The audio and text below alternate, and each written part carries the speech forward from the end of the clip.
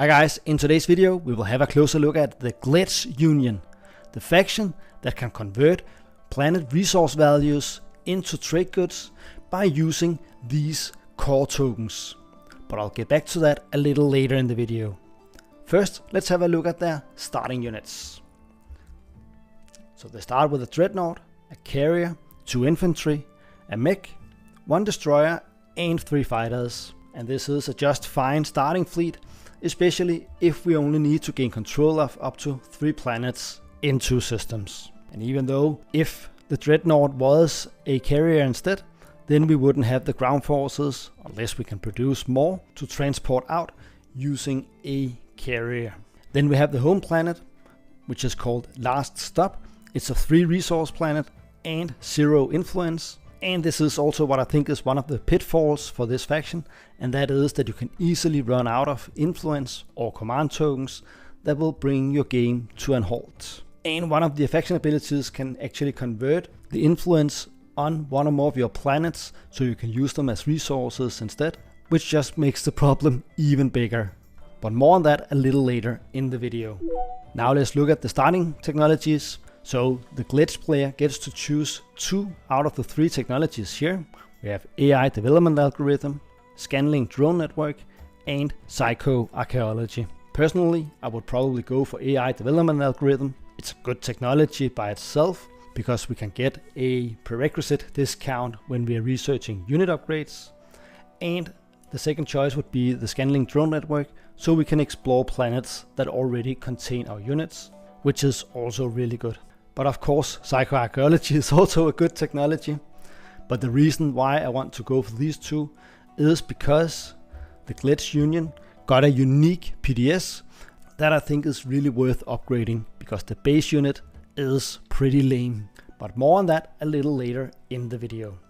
I haven't tried playing the GLEdge Union before, but just by looking at some of their faction abilities, I think they can get an insanely good economy right from the beginning of the game. And I also think that is why it is just a 2 commodity faction as shown here. Maybe it would be even better if they were just a 1 commodity or maybe even a 0 commodity faction. But of course it would make some planet exploration worthless to them. But let's have a look at the first faction abilities. The first one is called Mantle Cracking. It's an action. Place 1 core token on a non-home planet you control other than Megator Rex that does not contain a core token to gain up to 4 trade goods. And the core tokens are the ones up here. And since the Celestial Reclamation goes hand in hand with Mantle Cracking, let's take that one immediately as well. Planets that contain core tokens have a base resource value of 2 and influence value of 0. Core tokens cannot be removed from the planet that contains them. So just for the fun of it, let's say that we have gained control of Lysis, Wellnor and Perimeter here, and we decide to place core tokens on each of these planets. Then by coincidence they are all 2 resource planets, so the resource value stays exactly the same, but we reduce the influence value to 0 on these 3 planets, but instead we will gain 12 trade goods that we can use to research new technology and produce more units already in round 1. But of course be careful about reducing the influence in your slice to limit your command token economy even further. We also have a third faction ability, the Deep Mining, but we will skip that for now and jump to the agent. It's called Duran, and it says, when 1 or more of a player's units use production, you may exhaust this card to apply +3 to the total production value of that player's units. And this is not just a good agent for you, but I also think it's an easy sell to some of the other players, because some other factions have their space docks on a 2 resource planet in their home system, so they can usually only produce up to 4 units at a time, which is a huge hinder for them. But it's also an advantage to ourselves, because let's say that we place a forward dock on one of the planets that we have also a core token on, then that would normally be reduced to the 4 units as just mentioned, but with the agent then we can produce 7 units instead. And of course we still need to have the resources or the trade goods to do so. And now let's also look at the commander. We need to unlock him, and we do so by controlling non-fighter ships with a total combined cost value of at least 10 in one system. And I think that is very easy to get that, especially since we start with a dreadnought and a carrier that has a production value of 7 already. But it's not something I would prioritize in the beginning of the game, because if we look at it, then it says when you use the production ability of one or more of your units, you may increase the total production value of those units by 1 for each space dock you control. Of course, we start with a single space dock, so the commander would give us a small benefit there, but most factions benefit from having at least one forward dock out, and then I wouldn't prioritize unlocking the commander until I get exactly that. I will skip the hero and the mech for now, even though they are good, and I will come back to them a little later. But first, let's have a look at the promissory note that can also help you boost your economy right from the beginning of the game. It's called the GLEdge base. It's an action. Attach this card to a non-home planet you control. This planet's resource value is increased by 2, and it even got a small planet attachment here. So of course this is an easy sell. If a game takes 5 or 6 rounds, then that other player would gain 8, 10, maybe even 12 resources during the game. So of course this is worth a lot. Next we will have a look at the faction's 2 faction-specific technologies. The first one is the lightning drives, and then we have the upgraded PDS called Orion Platform 2. And that is certainly a unit upgrade I would go for if I try to play this faction. Let's start with the lightning drive technology. It requires 3 blue technologies before we can even research this. Then it says, during movement, you may increase the move value of each of your units that does not transport any fighters or infantry by 1. So it's really expensive to get, but this is the gravity drive technology that we have always dreamed of. So is it worth getting? Yes, I think so. So if we start with a yellow and a red technology, we could go for the upgraded PDS here, as I will go through a little later. And then I would simply go into the blue technology tree right after that, and also research gravity drive along the way. I think this technology can be extremely helpful if any stage 2 control objectives comes out, because it increases your movement ability so much later in the game.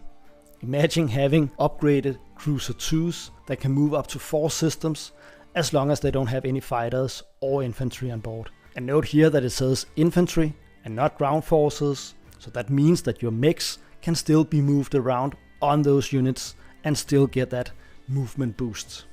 Next we have the PDS unit, and let's start with looking at the base unit, the Orion Platform 1. When this unit makes a space cannon roll against another player's units, if it rolls at least one result of either 9 or 10, explore this planet. And then it got Planetary Shield and Space Cannon 6 as the regular unit. So this by itself is pretty useless. So if I'm going to have a PDS game, then I would definitely go for the upgraded version, because then it says, when this unit produces 1 or more hits against another player's units, explore this planet. So note here that we are no longer limited to a result of either 9 or 10.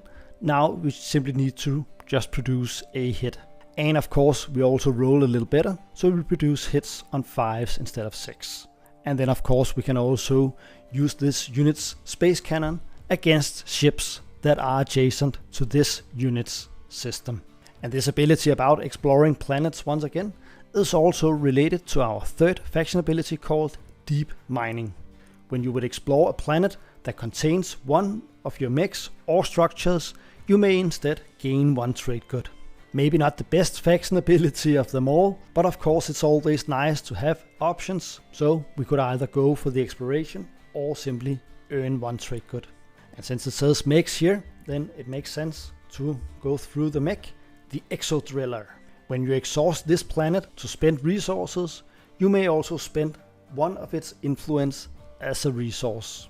So let's say that we have placed a mech on Lysis here, and we didn't place a core token on it, and now we want to produce units on our space dock here. So now our mech can convert 1 of those influence to a resource, so we can use that to pay the units we are producing. But I don't think it increases the production ability of the space dock. It's not a 3 resource planet all of a sudden.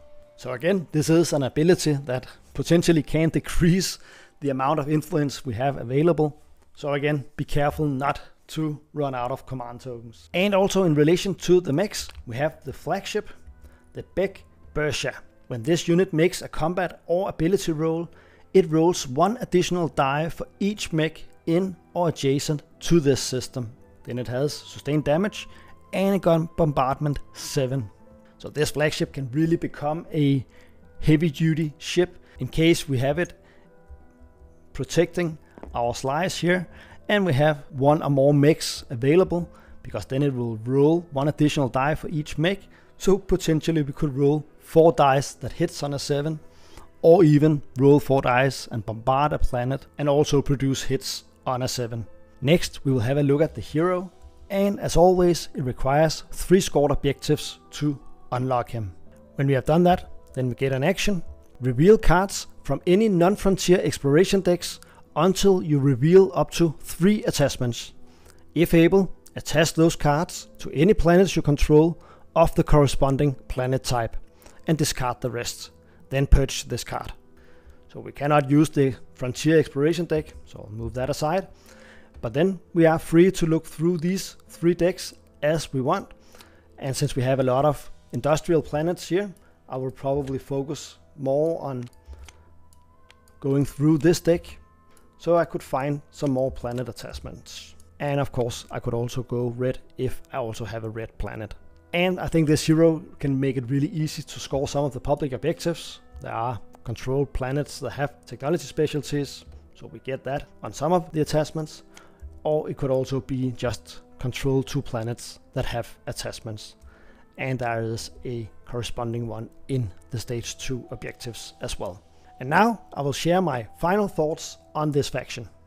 So I haven't tried playing this faction, but when it comes to picking strategy cards in round 1, then I think leadership would be my go-to choice as the first one to get the command token economy up and rolling. Then I think we have the economy to double tech in round 1 and also produce some extra units if we can get some of these core mine tokens out on some of the weaker planets. And I even think that warfare could also be a good choice in round 1, simply so we can move our ships even more and expand out into our slice.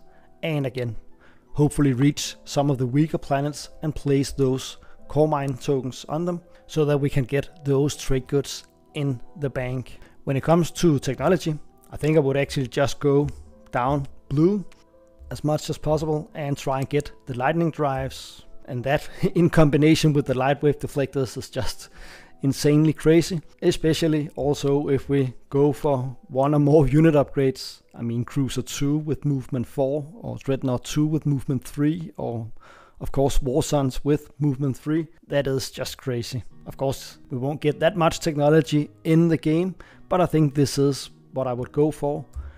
And of course, if there are some structure objectives coming out, and I really think that the abilities of this faction encourage us to get more space docks and PDSs out. And if I want to play that game, then I would definitely go for the upgraded Orion platform here. If you have either played this faction yourself or just been in a game with them in it, then feel free to share your experience with them in the comments below. Please support the channel on Patreon or become a YouTube member. Thank you for watching, and I'll see you in the next one.